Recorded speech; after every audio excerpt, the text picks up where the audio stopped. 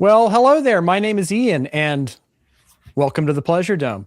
Today, my friend Jonathan Cornell from Immersive Audio Album is here, and we're going to talk about this new Steven Wilson remix of Frankie Goes to Hollywood's Welcome to the Pleasuredome album. Jonathan, it's great to see you. Thanks for joining us again, my friend. Always glad to be here.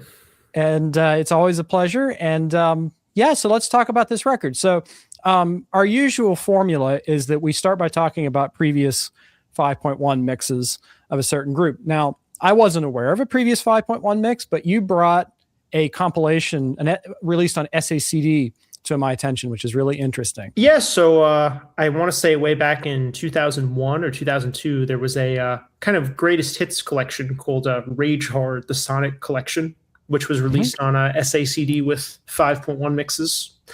And obviously, because Frankie Goes to Hollywood really only had 2 studio albums, a good chunk of it is from Welcome to the Pleasuredome. You know, it's got the title track, it's got Relax, it's got Two Tribes. So it's interesting to compare those old 5.1 mixes to these new Steven Wilson mixes. Yeah, I had a chance to listen to them, and I think there's some interesting approaches to those old mixes, but it definitely does sort of give more credence to our review, which is that this is one of the most impressive multi-channel mixes possibly in existence. Now, I will say that there are certain things, like I noticed, like in the title track when he's going hoo ha, like that's definitely more discreet in the 5.1 mix, like it's going back to front. Whereas in the Steven Wilson mixes, it goes like left rear to right rear and back. So it stays in the back, but it goes left and right, which is interesting because if you listen to the stereo mix, it's just in the center in the original one. It doesn't move at all. So that was a fun creative choice. Yeah. Whereas in the Wilson mix there, I think you got like some drums or some toms or something going on in the front. And this is, I guess, leading into what my appraisal of this Steven Wilson mix is. And this is where listening to those older mixes is useful, is that I find that Steven Wilson's mixes tend toward a much more rock sound, more guitar prominence, definitely more bass prominence, or bass presence, I guess is the word. And the drums have a lot more power, I feel, in Wilson's mix. Whereas those older mixes, and I don't think we mentioned who did those, but those older mixes definitely sound more dance to me, like rhythm, drums and bass centric. Would you agree with that? I mean, I wouldn't say that the original 1984 CD is like devoid of bass. It sounds pretty good. Okay. This is not one of those records where, it's not like King Crimson's Lizard where there's really a dramatic sonic improvement in the remix. Yeah. I think there's an added clarity just by hearing the parts all separated out. And like you said, I think, the guitars are maybe a little pushed further up than they were in the original. But like this was always kind of one of those albums like you demo your stereo with. Yeah, I should have listened to the original stereo mix because it is included here, but I didn't get a chance to hear it. But what I did listen to, I listened to the album in Atmos several times. I listened to the bonus tracks, and I also checked out the SDE exclusive mix of Welcome to the Pleasuredome, the Supernova mix. And oh boy, that one's for the fans. It's worth pointing out that there are 2 different Blu-rays. There's the SDE exclusive one, which is a standalone. And there's also a box set that has I think it's 7 CDs and a Blu-ray. And the content across them is mostly the same. It's the original album remixed in stereo 5.1 in Atmos. There's also stereo 5.1 in Atmos instrumentals, which are quite interesting to listen to. And then going over to the SDE release, the exclusive edition mainly is that Supernova 12-inch mix that Steven did. I guess the point here is that if you can't find the SDE Blu-ray, which who knows what the status of that is, these things tend to sell out very quickly because they only press so many. But I'm pretty sure the box set is in print. So there are multiple ways to get a hold of this material. So it's not like we're recommending something that isn't available. So let's talk about the album proper. Usually kind of the cliche, as it were, whenever people talk about double albums, especially lately, is they say, well, it could have been a single. We could have cut off a bunch of tracks and made it a single disc, or they refer to things as filler. And generally, I'm a huge defender of double records, like Electric Ladyland, The Wall, The Lamb. The Lamb Lies Down on Broadway. This is one instance where, I think that filler is a great word to use because, we were kind of talking about the major important tracks. There's songs like the title track, Welcome to the Pleasuredome, which is this 13-minute grandiose extravaganza of sound. And, of course, the Relax, which was a huge hit. I think it classifies them as a one-hit wonder, even, because that's how I thought of them for years. But like the Two Tribes track, that's another one that's, very important. Power of Love. And, of course, The Power of Love. But we do have this instance where, we should mention that Trevor Horn is the producer, because I feel like people are going to yell at us if we don't. And he's got a lot to do with the way this album sounds and kind of the content of the arrangements and so on. You might even argue that he's kind of like sort of the artist on this record. Yeah, right. Exactly. Yeah, he's the artist and he's kind of molding these Frankie Goes to Hollywood songs. Now, I don't know if Holly Johnson is the writer or co-writer or how that works exactly, but the point that I was making here is that in order to make this into a double album, they added all these covers. And we were kind of talking about how, some of them are successful for us, some of them are less so. I feel like the cover of Edwin Starr's War fits the album quite nicely because throughout this first 20 or so, 25 minutes of the album, it does establish this reality consuming sound to it. It's like you're entering into another world, another domain beyond our world. And I feel like putting that song, the Edwin Starr War cover, in between Relax and Two Tribes works really well. But then by the time you get to I guess this would be like side 2, you have a series of covers that don't really feel like they fit. Like Born to Run, which is a Bruce Springsteen cover. And, Frankie Goes to Hollywood achieved the impossible. They got me to listen to a Bruce Springsteen song, objectively. So, and I enjoyed their version of it. It's not a bad version. It's just that to me, it breaks with the mystique, the majesty. I mean, the thing that's interesting to me about it, and we were talking about this right before we started, is that the Edwin Starr track, they really change the arrangement of it a lot. Yeah, sure. Especially because the album version is actually based on like a 12-inch mix where they added some synthy stuff and extended instrumental sections. And then the Springsteen cover is just kind of like a pretty faithful version of the original. Like they didn't really do anything to put their own stamp on it.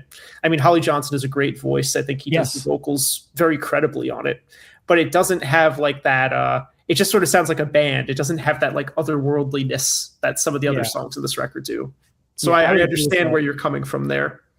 And, that otherworldliness, the only other band that I could compare it to is Pink Floyd. And there we go with our usual thing of saying everything's prog rock. I'm not saying this is prog rock, but what I am saying is that their cover of War definitely reminds me of Run Like Hell, even down to that synth lead that sounds like Rick Wright's leads on that album. And we'll get into the other Pink Floyd-y song, which is titled Wish the Lads Were Here, which seems like a pretty, obvious tip of the hat to Pink Floyd. But back to these covers for just a second. I do think that San Jose, The Way, which is a Burt Bacharach cover, does give Holly Johnson the opportunity to show how soulful his voice is. And I think that that's probably where these covers work best for me, and why the Edwin Starr cover works so well for me, is that he's covering a soul track. And that seems to be like his roots to my ears. And there's also the Ferry Down the Mersey track, which I think is lovely. Now we could argue for their inclusion, like these kind of 3 or so covers we're talking about, whether they really should have been there or not. I kind of wouldn't have minded if they were put at the end of the album, but that's just me. But I also think if you took off just those 3 covers, that doesn't constitute a whole like disc. It's maybe like one side at most, and then you have 3 sides. And what do you do with that? Yeah, exactly. So I did think it was telling. One of the coolest parts of this release is that there's a very extended liner note essay by Steven Wilson where he talks about kind of all the work that went into mixing this album and missing parts and things, which we'll talk about. But like he makes this comment at the beginning. He's like, the sessions were quite long and experimental, but only focused on like a few tracks at the beginning of the album. And it seems like a lot of the stuff on the second disc was recorded much more quickly. So I think that was kind of a diplomatic way of putting well, they put a lot of the work into the songs that were the singles, and then the rest of it was just kind of quickly recorded later. Yeah, and that's clear. But all this is to say that the Frankie Goes to Hollywood original material here, that, as you said, constitutes about 3 sides of like a double album, is very strong. And I obviously the Welcome to the Pleasuredome title track is the main draw for me. And it's, again, one of those consistently active mixes. And it was interesting, again, going back to the 5.1 mixes that you mentioned, and then returning to Wilson's mix, because in the 5.1 mixes, I feel like I'm listening to music. In the Dolby Atmos mixes created by Steven Wilson, I feel like Holly Johnson's in the room with us.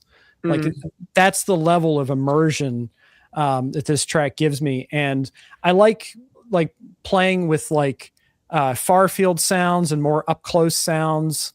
I love having the different vocals and stuff flying around the guitars. Like when those big power chords hit at the like when the song proper starts, it just feels like your whole room is opening up. Like it's not just heights and rears, but it's sort of like what I've said before. Like I'm hearing heights out of my back channels, which I don't have. And that always really impresses me when a mix makes my system sound bigger. It's always interesting when we get into this idea of like old records being mixed in surround, which was obviously never the intention when they were made. Sometimes like when you listen to them, like they're fun, but you can tell like they weren't meant to be presented this way. Particularly some like sort of more stripped down kind of rock albums. I'm not going to like, call out anything in particular, but sometimes you listen, it's like you can kind of hear the seams and you can tell that these things were meant to be sort of all stuck together and not spread apart like this. And then there are these other records like Boys and Girls or like this one where it feels like it was just kind of waiting for this. Yeah. And if they could have mixed it like this when they made it originally, they would have. Oh yeah, I think they would have. And this album has a cinematic quality to it. Like even from the opening first few seconds where I feel like I'm at the end of 2001: A Space Odyssey, like the Ligeti-esque atonal choirs. This just seems like a really risky way to start a pop album with like 3 to 5 minutes of just ambient kind of textures before the main thing unravels. So I feel like this is a very daring work. And how much of that is Trevor Horn's influence? How much of that is the band's? I don't know. I would have to hear them unproduced to tell you. But well, if you go online and you check out some of like the original demos for like Two Tribes and Relax, they are wildly different. I mean, you can tell like the melody is there. Holly Johnson's voice is there, obviously, but like I think that's kind of the genius of Trevor Horn on this record. Like he was able to identify like, I've got this great voice, I've got this great melody. Like, what do I need to do to present this in the best way possible? And it seems like from what I've read, the sound of the album is kind of the work of 3 people. It's Trevor, it's Steve Lipson, the engineer, who worked on lots of other CTT label stuff. And then Andy Richards, who was like a keyboard synth kind of guy.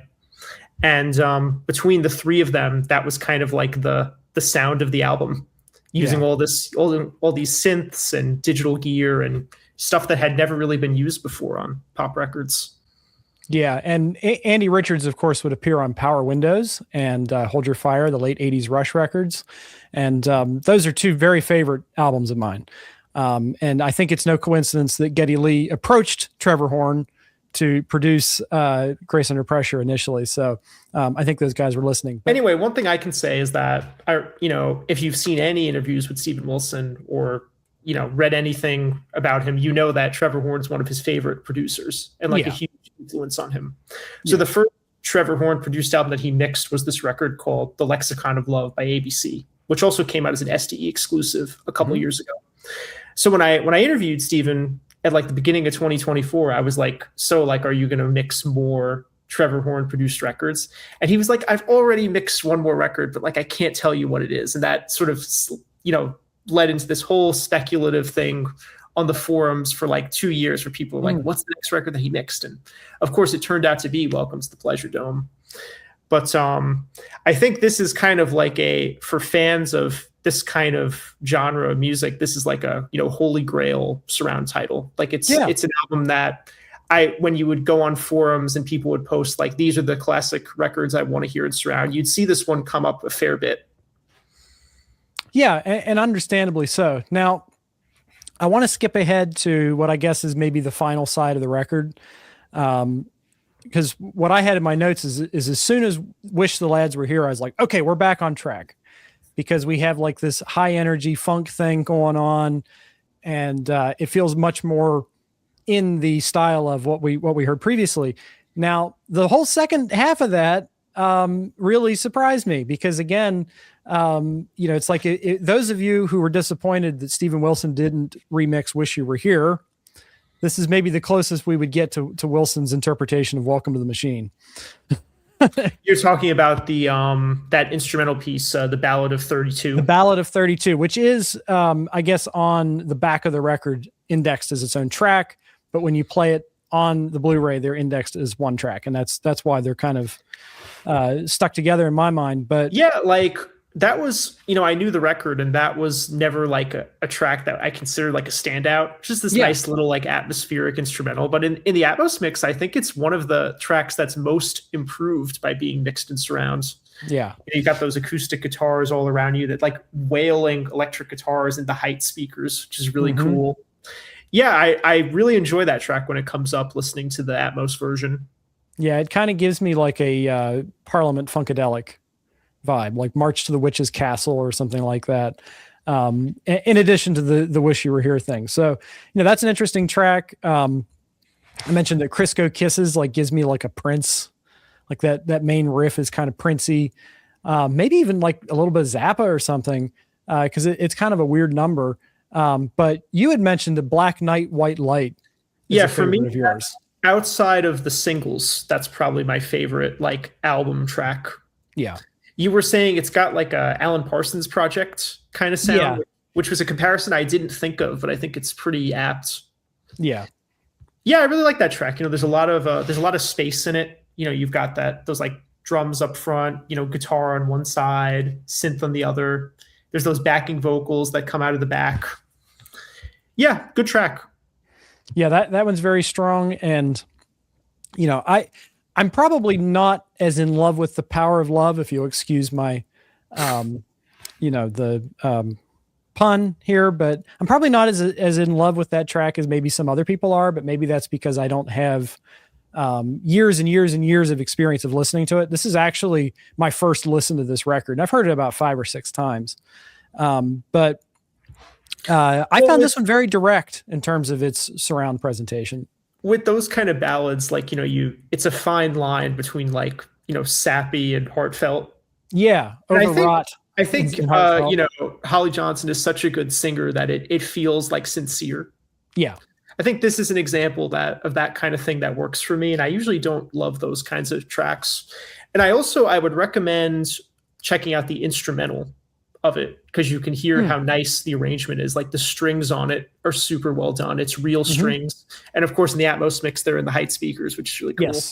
Yes. Yeah, I noticed they were in the heights, and there's also some reverb trails or something going in the back, and just maybe some light orchestration.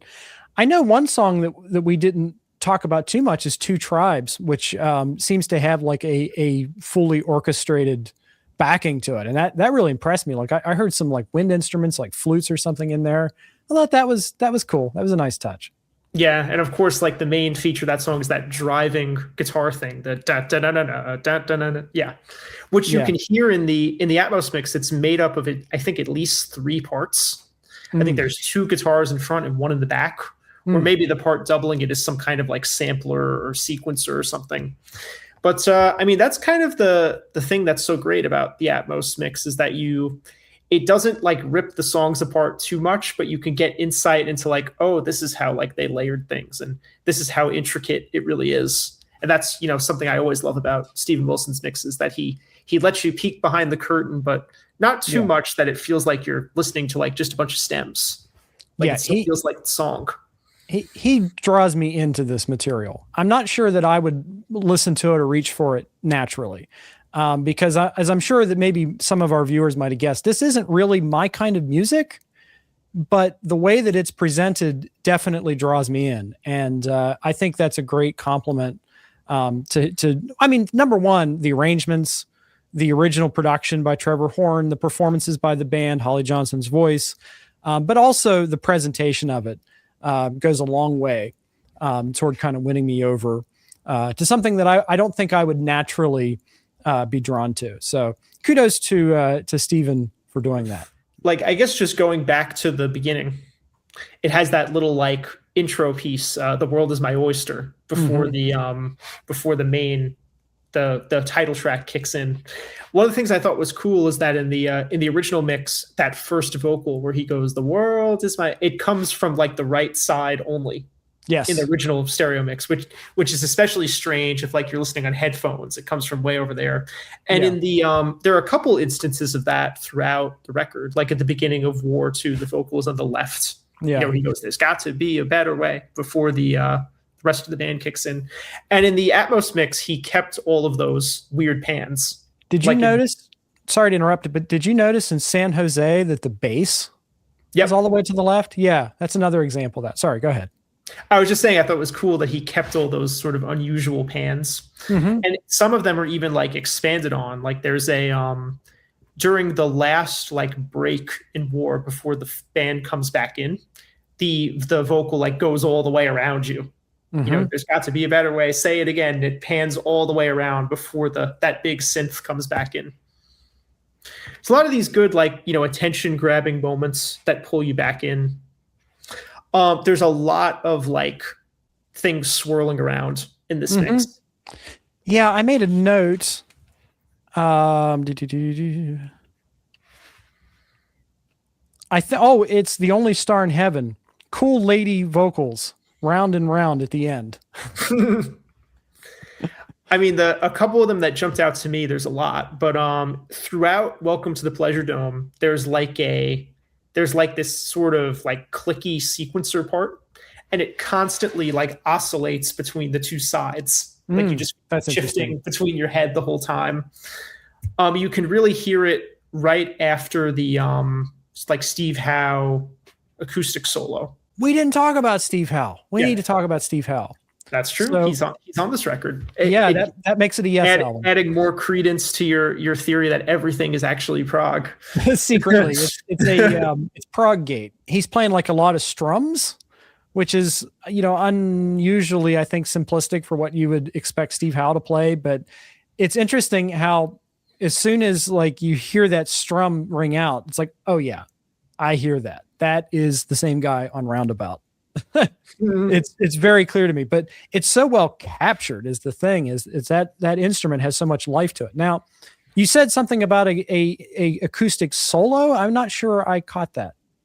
Yeah, there are two solos in Welcome to Pleasuredome, right? There's the acoustic solo that's in the height speakers, and then there's a short like clean electric solo that I think Steve Lipson played. Okay, that's in the front before it's like right before that section where the like female backing vocals come back in. You know, where they go, "Shooting stars never stop." The other crazy panning bit I was going to talk about is in Relax. The main like sort of beat or shuffle of it is sort of created by, I'm probably getting what the instruments are wrong, but it's the kick drum, and then there's like a bass synth that sort of hits on every other beat, like that that like part. And in the Atmos mix, you could hear that bass synth or whatever that is, keyboard. It moves to a different speaker on every beat.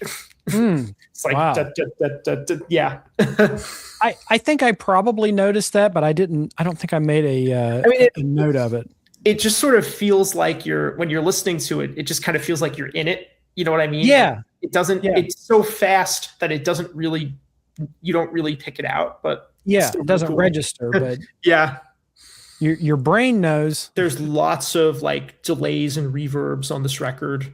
You know, like on the Welcome to the Pleasuredome, like, you know, that first vocal, like, you know, moving at 1,000,000 miles per hour, and you can hear the hour of like shifting around in the height speakers. And the whole thing has this great like fluidity to it, where like it feels like it's alive. Yeah. And it's not like there's just like guitar over there or drums over there. Like there is some of that, but there's a lot of this like ambient sounds and a lot of these like effects and things that are constantly shifting. And it just sort of, you know, it feels like the whole space is like getting bigger and smaller. Mm-hmm. And it's super trippy if you just like, you shut off all the lights and you just listen to it in the dark where you can't even look at the speakers. And it really feels like you're in some kind of like, I was going to say you're in some kind of dome, you know. I wonder what kind of dome it would be. Well, I was going to make a suggestion to our viewers, and that's that if you've never watched the Kenneth Anger film, The Inauguration of the Pleasuredome, it's a short film. It's 38 minutes. It's very trippy. It borders on satanic, probably more than borders, but it's a silent film. So I think when it was originally shown, it was played with El Dorado, the ELO album, which would be a great surround mix, by the way, if ELO ever did surround mixes. But their whole catalog, the whole catalog would be. But I came up with the idea because you know how the visuals are on these Blu-rays. They're repetitive. It's the same images all over and over again. I came up with this idea to stream Inauguration of the Pleasuredome by Kenneth Anger off of YouTube while this surround mix was playing. And oh my God, it was better than The Dark Side of Oz. It fit perfectly. I gotta try that.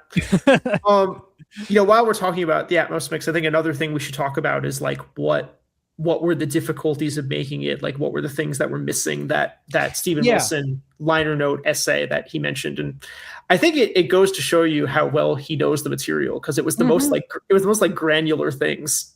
Yeah, right. Like in Welcome to the Pleasuredome, like right after that section where like the drums drop out, you know, it's like towards the beginning. There's in the original stereo mix, there's a little sample where that vocal where he goes erect, like comes back in, and that's not on the Atmos mix. But like I wouldn't have noticed that if he hadn't mentioned it. So there are a couple of like really granular things, but as mentioned, the track that's missing the most is the album version of War. Okay.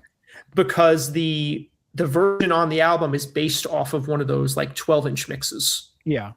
I think it was called like the hidden mix or something like that. Now, Steven went to some effort to explain how those mixes were put together. And this was fascinating to me.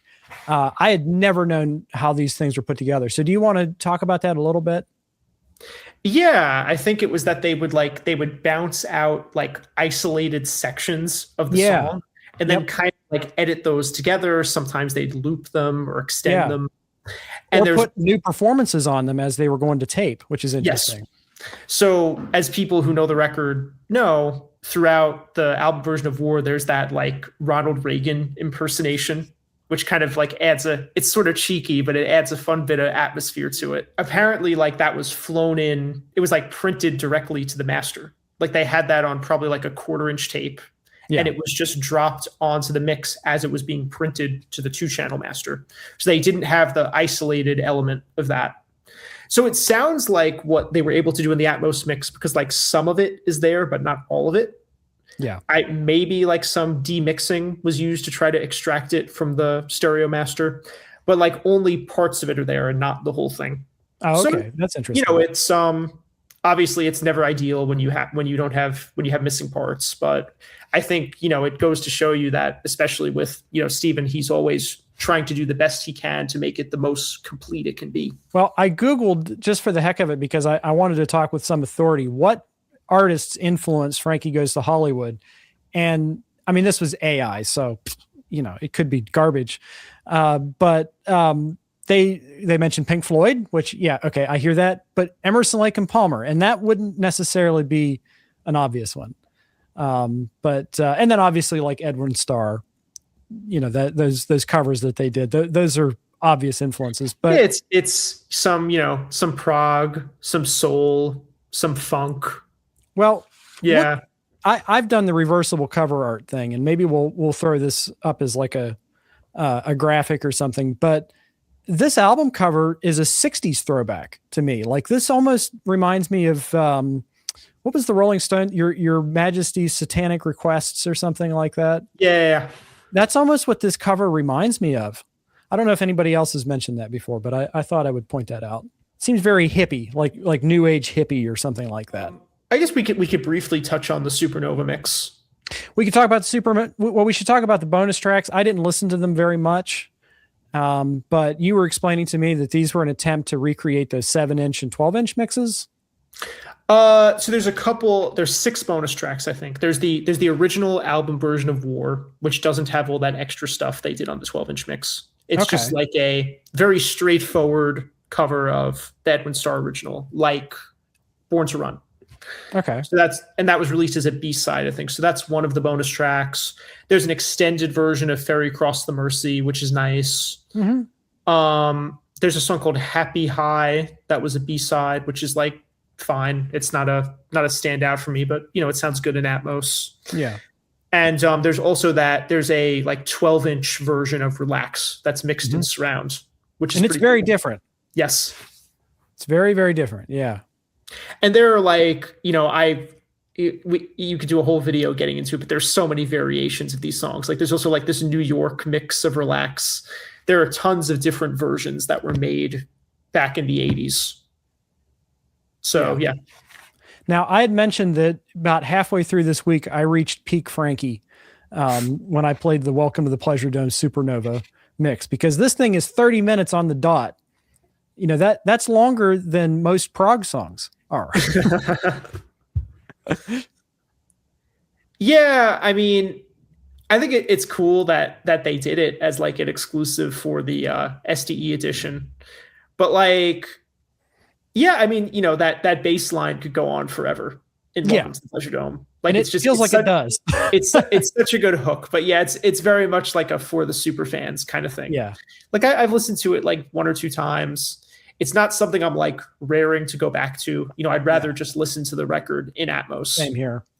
For me, of all the extras, the instrumental Atmos mixes were probably the most interesting. What I noticed with the Supernova mix is that it seemed like it was taking a lot of parts that were layered and kind of highlighting them on their own and just kind of letting them play out on their own. So, like, for instance, there's a very prominent harmonica that's just texture.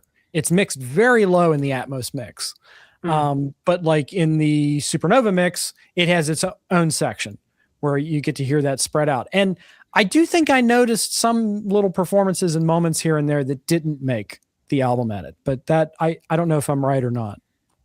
Well, I think the way the album was made is that like there was a lot of like kind of comping performances at the mix. Mm-hmm.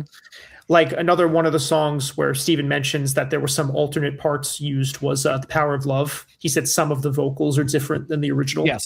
Yes. And I had read an interview with Trevor Horn about ABC's Lexicon of Love, so different record. But there was a part where he was talking about like how he recorded vocals. And he was like, yeah, like I had him sing it across 7 tracks. And then I picked like the ones I liked from all 7. So I think there's a lot of that kind of stuff going on, a lot of decisions left until the mix. Which explains why Steven would say like, yeah, there were like hundreds of reels for this album in the vault, because there were just a lot of performances they were editing down from. So it wouldn't surprise me at all if there was sort of a lot of alternate stuff available, particularly for the title track, which was one of the songs they worked the longest on. Mm-hmm. Yeah. And it shows. Yeah. That definitely feels like the one that has the most labor. All this is to say, this round mix is really good. Yeah. Yeah, right. Yeah, exactly. Well said. We usually talk about what's next, and you did mention that there is another record. So yeah, there's the Liverpool record. The Liverpool record. And I think that Paul Sinclair has kind of hinted that might be coming in the new year. So definitely keep an eye out that. I don't know if I'd be in for it because, like I said, I'm still kind of wrapping my head around this record. But who knows? If Steven Wilson's involved, that probably ups my chances. I think the better question is what other Trevor Horn productions could be mixed in surrounds. Well, now that's interesting. Well, well, obviously drama. Well, we know the multi-tracks are missing for that, but that would be great. But that's the one that I want.